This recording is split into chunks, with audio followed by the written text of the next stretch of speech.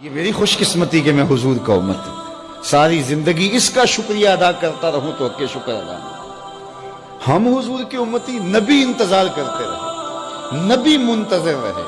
حضرت خلیل اللہ کی بارگاہ میں پکار رہے ہیں، ربنا وابعث فیہم رسولا، مالک رسول بھیج دے. کوئی کہتا ہے لیسا بفظ ولا بغلظ، وہ ترشرو نہیں ہوگا، سخت مزاج نہیں ہوگا، ماتھے پہ شکنے لانے والا نہیں ہوگا، وہ پیار بانٹنے والا ہوگا. بس وہ آیا جا رہا ہے. حضرت عیسیٰ نے تو نام بھی بتا دیا نا، مبشرا برسول یاتی من بعد اسمہ احمد. لوگوں میں جا رہا ہوں، چلو نام بھی بتا دیتا ہوں، میرے بعد جو آنے والا اس کا نام احمد ہوگا. نبی انتظار کرتے رہے، 12 نبیوں نے انتظار کیا حضور کی امت میں ہونے کے لیے، تمنا کی. نستورہ راہب انتظار کرتا رہا، بحیرہ راہب انتظار کرتا رہا. شب ہجر کی سختیاں کوئی اس سے جا کے پوچھے، تیری راہ تکتے تکتے جسے صبح ہو گئی. زندگیاں گزار دی انہوں نے. سلمان فارسی کی کہانی سن لو. مجوسی کے بیٹے تھے، حق کی طلب میں نکلے، باپ نے گھر سے نکال دیا. ایک پادری کے پاس جا کے رکے، زندگی بھر اس کی نوکری کی. جب اس کا آخری وقت آیا، اس نے کہا میری تدفین کے بعد غموریا چلے جانا، وہاں کا پادری خدا رسیدہ ہے، تجھے اس سے کچھ مل جائے گا. کہتے میں وہاں سے غموریا آ گیا. پھر اس پادری کی ساری زندگی خدمت کی. جب وہ مرنے لگا تو اس نے کہا کوئی ایسا شخص نہیں ہے جس کے پاس اب میں تجھے بھیجوں، لیکن نبی آخر الزماں کے ظہور کے لمحے آ گئے.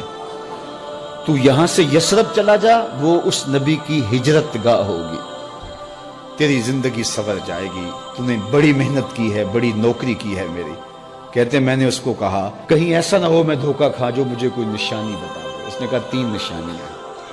ایک صدقہ نہیں لے گا، دوسرا ہدیہ رد نہیں کرے گا، تیسرا 2 کندھوں کے درمیان مہر نبوت ہو. کہتے ہیں میں نے اس کی تدفین کی. یثرب کی جانب جاتے ہوئے ایک قافلے میں شامل ہو گیا. انہوں نے مجھے پکڑ کے اپنا غلام بنا لیا، لیکن میرے پہ مہربانی یہ کی کہ مجھے بیچا جا کے مدینے میں. ایک یہودی نے مجھے خرید لیا. میں اس کے باغ میں گوڈی کرتا تھا، کام کرتا تھا، کھجوریں توڑتا تھا، لیکن میں انتظار میں تھا کہ کبھی وہ نبی آخر زمان آئے تو مجھے دید ہو. کبھی عرش پر، کبھی فرش پر، کبھی ان کے در، کبھی در بدر. غم عاشقی تیرا شکریہ، میں کہاں کہاں سے گزر گیا.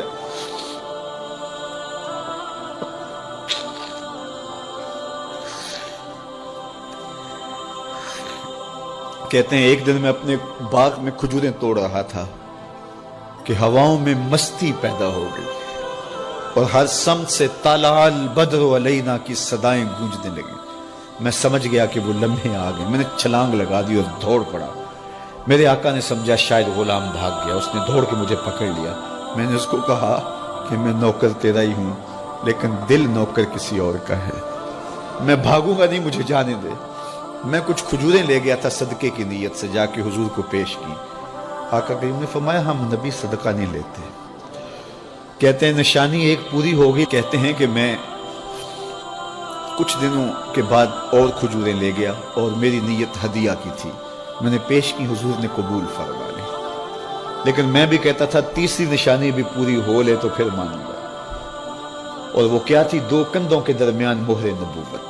کہتے ہیں ایک دن حضور میرے باغ میں آئے اور آقا کریم نے اپنے مبارک کندھے پہ چادر رکھی ہوئی تھی اور چادر کی اوٹ میں مہر نبوت چھپی ہوئی تھی. اور میں پیچھے ہو کے دیکھتا تھا اور میری آرزو یہ تھی کہ کوئی تیز جھونکا ہوا کا آئے اور چادر ہٹ جائے اور میں مہر نبوت کی زیارت کر لوں. حضور میرے ارادہ قلب سے آگاہ ہوئے. فَأَلْقَى إِلَيَّ رِدَاءَهُ، حضور نے چادر اتار کے میری جانب پھینکی اور پھر ایسے رخ کر کے فرمایا انظر الی ما امرت بہ. اس پادری نے جو بتایا تھا دیکھ لے آ کے. تو کہا میں نے دیکھا کہ حضور کے دو کے درمیان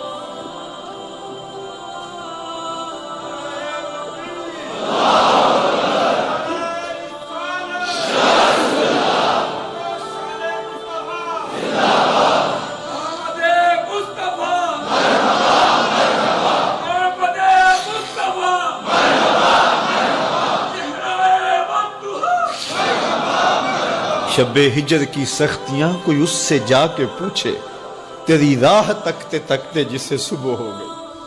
ہم نے تو کوئی انتظار نہیں کیا نا، ہم نے تو کوئی دکھ نہیں سہا. ہم سوئے تھے مقدر جاگ اٹھے. ہمارے والد مسجد سے مولوی صاحب کو بلا لائے. انہوں نے کان میں آ کے کہا مبارک ہو تو حضور کا نوکر بن کے آ رہا. میرے والد گرامی ایک شعر جھوم کے پڑھا کرتے تھے, محمد جانے جانا ہے پیغمبر ہو تو ایسا ہو, رسولوں کی بشارت سے مبشر ہو تو ایسا ہو, امر توقیر کا سب کو موکر ہو تو ایسا ہو, کیا ہم کو غلام ان کا مقدر ہو تو ایسا ہو. میں اپنے مقدر پہ قربان نہ جاؤں, آپ اپنے مقدر پہ نثار نہ جائیں. ہمیں وہ نبی ملا جو نبیوں کا نبی ہے. بنو سعد کے مقدر بھی جاگ اٹھے.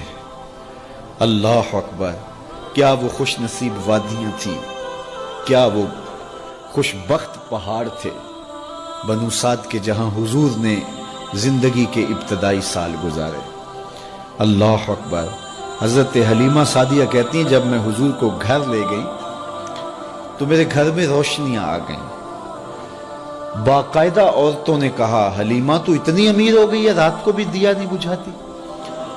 بڑے امیر کبیر گھرانوں میں بھی رات کو لوگ دیا بجھا دیا کرتے ہیں, لیکن تو اتنی ہی امیر ہو گئی ہے کہ رات کو بھی تیرے گھر کا دیا نہیں بجھتا. تو حلیمہ سعدیہ نے کہا آؤ میں تمہیں بتاؤں میرے گھر میں دیا کون سا روشن. باقاعدہ ہم جولیوں کو بلایا, پالنے میں حضور تھے, اشارہ کر کے کہا ما کننا نحتاج الی السراج من یوم اخذناہ, جب سے یہ پیارا گھر آیا ہے میں نے سارے دیے توڑ دیے. دیے کی ضرورت نہ مشعل کی حاجت, عجب روشنی تو نے پائی حلیمہ, بڑی تو نے توقیر پائی حلیمہ, بنی تو محمد کی دائی حلیمہ. کہا ما کننا نحتاج الی السراج من یوم اخذناہ, جب سے یہ پیارا گھر میں آیا ہے میں نے سارے دیے توڑ دیے. جہاں روشنی چاہیے ہوتی ہے حضور کو اٹھا کے اس کمرے میں لے جاتے ہیں, وہاں انوار پھیل جاتے ہیں, روشنیاں پھیل جاتی ہیں. کیسے اجالے پھیلے, کیسی روشنیاں پھیلیں. حلیمہ دا چھپر کھجوری دے تھلے, حوراں وچھالے نوری مسلے, فرش تو عرش تک پہ گئی دہائی, حلیمہ نے لٹ لئی خدا دی خدائی. اللہ اکبر. وہ سارا دن تو صحراؤں میں گھوم لیتی تھی, اسے جب بھوک لگتی تھی لبوں کو چوم لیتی تھی. بخت جاگے حلیمہ سعدیہ کے, حضور ان کے گھر آئے. اللہ اکبر. جدھر سے گزرتے گئے نور پھیلتا گیا, انوار پھیلتے گئے. حضرت سیدہ طیبہ طاہرہ حضرت عائشہ سلام اللہ علیہا فرماتی ہیں کہ میں کچھ سی رہی تھی کہ میرے ہاتھ سے سوئی گر گئی. اب حضور کے گھر میں دیے میں جلانے کے لیے تیل بھی نہیں تھا, میں پریشان تھی, سوئی گر گئی. اتنے میں حضور تشریف لائے. حضور مسکرائے, کہتی ہے میں نے گمی ہوئی سوئی تلاش کر لی. اللہ اکبر. تو یہ روشنی تھی, یہ انوار تھے. اللہ اکبر. اذا ضحک یتلالع فی الجدر, جب حضور مسکراتے تھے سامنے والی دیواروں پہ عکس پڑتا تھا. اللہ اکبر. جب مسکراتے تھے نور پھیل جاتا تھا. اذا تکلم رؤیا کالنور یخرج من بین ثنایاہ, حضور کے سامنے والے دانتوں میں ہلکا سا فاصلہ تھا, اور جب آقا کریم گفتگو کرتے تھے وہاں سے نور کی کرنیں چھن چھن کے نکلتی تھیں, انوار پھیل جاتے تھے. ایسا نوری ماحول, ایسا نورانی چہرہ. حضرت ابو ہریرہ بولے کل قمر لیلۃ البدر لم ارى قبلہ ولا بعدہ مثلہ. کیا پوچھتے ہو, 14ویں رات کا چمکتا ہوا چاند تھے میرے حضور. پھر کہا نہیں نہیں نہیں, حضور جیسا نہ پہلے دیکھا نہ بعد میں دیکھا. حضرت حسان بن ثابت پاس کھڑے تھے, کہا دیکھتے کیسے, کسی ماں نے جنم دیا ہوتا تو دیکھتے. خدا نے وہ سچائی پن چھڑیا جدے وچ محمد نو ٹالیا سی. حسینہ جمیلہ دا منہ موڑ دیتا, محمد بنا کے قلم توڑ دیتا. مثل او در عالم امکان متصور نیست. حضرت شیخ مجدد کہتے ہیں حضور کی مثل بزم عالم میں ممکن ہی نہیں ہے, ہو ہی نہیں سکتا. اور اقبال کا لہجہ بھی دیکھیے, رخ مصطفیٰ ہے وہ آئینہ کہ اب اس سا دوسرا آئینہ نہ کسی کی بزم خیال میں نہ دکان آئینہ ساز میں. تو وہ پیکر تراشا, وہ پیکر تراشا, مکھ چند بدرشا شانی ہے, متھے چمک دی لاٹ نورانی ہے, کالی زلف تیک مستانی, مخمور رکھی ہند مد بھری, کیسا جمال دیا, کیسا حسن دیا.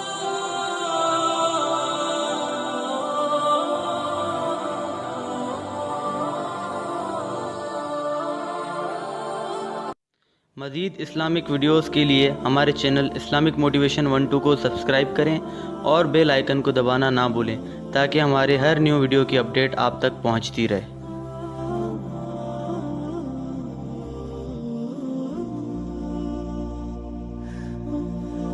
مائے نی میں کنوں آکھاں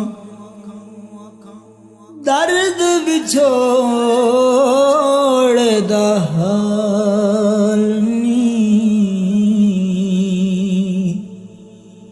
مائے نی میں کنوں آکھاں درد وچھوڑ دا حال نی، مائے نی میں کنوں